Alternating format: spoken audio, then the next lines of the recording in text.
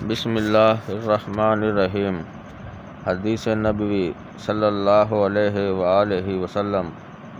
حضرت سلمان فارسی رضی اللہ تعالی عنہ سے مروی ہے، کسی نے ان سے کہا کہ تمہارے نبی نے تو تمہیں سبھی چیزیں سکھائی ہیں، حتیٰ کہ پیشاب پخانے کا طریقہ بھی۔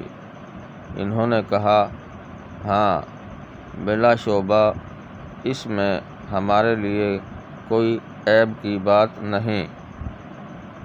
آپ نے ہمیں پیشاب پخانے کے وقت قبلہ رخ ہونے اور دائیں ہاتھ سے استنجا کرنے سے منع فرمایا ہے، اور یہ کہ ہم میں سے کوئی 3 ڈھیلوں سے کم میں استنجا نہ کرے، اور گوبر یا ہڈی سے بھی استنجا نہ کرے۔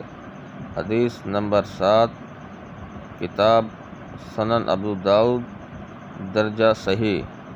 ناظرین کرام، اس طرح کی مزید اسلامی ویڈیوز دیکھنے کے لیے چینل سبسکرائب کریں اور بیل آئیکن دبائیں۔